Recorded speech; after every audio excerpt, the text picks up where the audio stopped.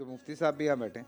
مفتی صاحب, یہ جو ابھی ہم ساری بات کر رہے تھے ڈپریشن, مجھے ذاتی میرا خیال ہے, آپ میری مطلب آپ صحیح کر سکتے ہیں مجھے لگتا ہے ڈپریشن جیسے یہ ڈاکٹر صاحب بھی یہ کہتے ہیں, یا انزائٹی جو ہے وہ اوبیسلی ہم جب ایک ماضی میں پھنس جاتے ہیں, یا ہم کبھی کچھ چیزیں ہیں جو شاید ہماری دسترس سے باہر ہوتی ہیں, ان کو حاصل ذرا جلدی کرنے کی کوشش میں, ہماری تیاری اتنی نہیں ہے, ٹھیک ہے, مطلب مجھے گھوڑا چلانا نہیں آتا اور میں کہوں کہ میں چھلانگ مار کے گھوڑے پہ بیٹھ جاؤں اور میں نہیں کر پا رہا ہوں یہ, تو مجھے لگتا ہے کہ اس میں مجھے ذرا انزائٹی ہوگی, ٹھیک ہے. تو پہلے تو پریپریشن بہت ضروری ہے سب چیزوں کے لیے, لیکن مجھے لگتا ہے, یہ میری پرسنل رائے ہے, کہ اگر ہم ذرا کنیکٹ رہیں, انسانوں سے کنیکٹ رہیں, اپنے مذہب سے کنیکٹ رہیں.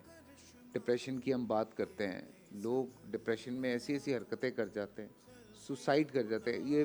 یہ سوسائڈ کے اوپر تو میں چاہتا ہوں کہ آپ ذرا سا تھوڑا سا ایک بات ضرور کریں, لوگوں کو سمجھائیں اس بارے میں. نظر بسم اللہ الرحمن الرحیم. فیصل بھائی, آپ نے بہت اہم بات کی طرف توجہ دلائی ہے, اور میں اس کو اگر قرآن کی روشنی میں دیکھوں تو یہ خوف اور حزن ہے, فیئر اینڈ سورو. خوف مستقبل کا ہوتا ہے, غم ماضی کا ہوتا ہے. بہت ساری ڈیزائرز ایسی ہیں کہ جو ہم اپنی مکمل دنیا میں تو نہیں کر سکتے, تو نتیجتاً انسان گریجولی ڈپریشن کی طرف چلا جاتا ہے. تو اس کا حل کیا ہے؟ قرآن نے کہا ہے جو میرے دوست بن جاتے ہیں تو میں خوف اور حزن سے انہیں آزاد کر دیتا ہوں. اللہ, تو دو چیزیں ہیں, ایک تو اللہ سے تعلق پیدا کریں. جب گاڈس کانشیسنس ہمارے اندر آ جائے گا, خدا کے وجود کا احساس ہوگا, تو یہ تعلق اور محبت ہمیں بندوں سے جب مایوسی ہوگی تو اللہ سے مایوس نہیں ہونے دیں گے. واہ واہ. اور دوسری بات یہ کہ مخلوق کی خدمت کریں. یہ مخلوق کی خدمت ایک ایسی چیز ہے جو انسان کو انر ہیپینس میں بالکل اتنا رچ کر دیتی ہے کہ پھر آپ لوگوں کی, مخلوقات کی خدمت کرتے کرتے بالآخر اللہ تعالیٰ آپ کو ایک اندرونی سکون اور خوشی عطا فرما دیتا ہے. اور میں یہ ریکمینڈ کروں گا کہ انٹراسپیکشن جسے کہا جاتا ہے, کہ اپنے انٹرنل ڈیٹا کو ایگزامن کریں. ہم عام طور پر دوسروں کو ایگزامن کرتے رہتے ہیں, لیکن جب تک آپ اپنے تھاٹس کو, اپنی فکر کو, اپنے قلب و ذہن میں چلنے والی جنگ کو جب تک آپ ایگزامن نہیں کریں گے. اور سوسائڈ کی آپ نے بات کی, اللہ تعالیٰ کا قرآن مجید میں ایک فرمان ہے, اللہ تعالیٰ نے فرمایا کہ قل یا عبادی الذین اسرفوا علی انفسہم. یا رسول اللہ صلی اللہ علیہ وسلم, آپ کہہ دیجئے کہ اے میرے بندوں جو اپنی جانوں پر ظلم کر کر کے مایوس ہو گئے, تم سب سے مایوس ہو چکے ہو, لا تقنطوا من رحمت اللہ, اللہ کی رحمت سے مایوس مت ہونا. ان اللہ یغفر الذنوب جميعا, اللہ تعالیٰ تمہارے تمام گناہوں کو معاف کرے گا.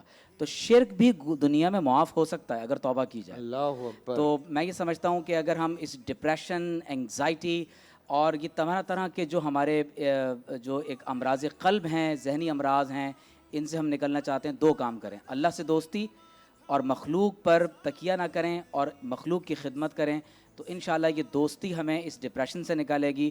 اور اپنی جان کو نقصان پہنچانے کے بجائے, یہ جان اللہ کی امانت ہے, یہ آنکھیں, یہ کان, یہ زبان, یہ سب چیزیں اللہ کی امانت ہیں, اور اس امانت کو ایز اٹ از اللہ کے پاس ہمیں واپس پیش کرنا ہے. تو سوسائڈ کے بجائے آپ اللہ سے دوستی کریں, تو انشاءاللہ آپ کو دنیا میں ہر دروازہ بند ہو جائے گا, وہ دروازہ ہمیشہ کھلا ہوا ہے.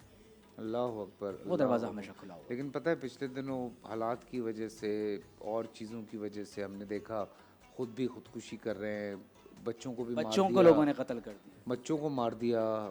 میں تو وہ چیزیں پڑھ کے میں آئی واز کرائنگ, مطلب سیریسلی جان نکل جاتی ہے پڑھ کے کہ آپ اپنے بچوں کو بھی مار رہے ہیں, آپ خود بھی خودکشی کر رہے ہیں. خدا کے واسطے دیکھیں, اچھے برے حالات ہیں, لوگ بیٹھے ہیں یار مدد کرنے کے لیے.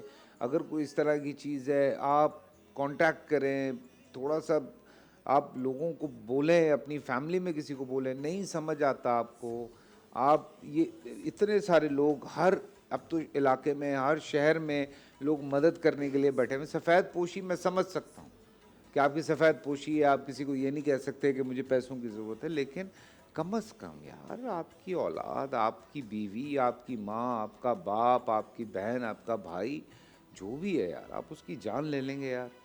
یہ نہ کریں, یہ نہ کریں, خدا را نہ کریں. بہت بہت مسئلہ ہے یہ, اس پہ واقعی تھوڑا آپ کو خیال کرنے کی ضرورت ہے. باقی اگر اچھا برا وقت, میں اپنی بھی مثال دیتا ہوں, مفتی صاحب اپنی مثال دیں گے, ڈاکٹر صاحب اپنی مثال دیں گے, دنیا کا کامیاب سے کامیاب انسان, کوئی بھی کامیاب انسان ہے, ہو ہی نہیں سکتا کہ اس کو کامیابی بغیر فیلئر کے نہ ملی ہو. اگر اس کو زندگی میں فیلئر نہیں ملا ہے تو وہ کامیاب نہیں ہو سکتا. بے شک بے شک. یہ بات لکھ لیں آپ, وہ کوئی بھی انسان ہے, اگر اس کو فیلئر نہیں ملا وہ کامیاب نہیں ہو سکتا. خدا کے واسطے ڈپریشن سے اپنے آپ کو بچائیں. میں ابھی بریک میں بھی یہ بات کر رہا تھا, میں آن ایئر نہیں کرنا چاہتا لیکن میں پھر بھی کرتا ہوں.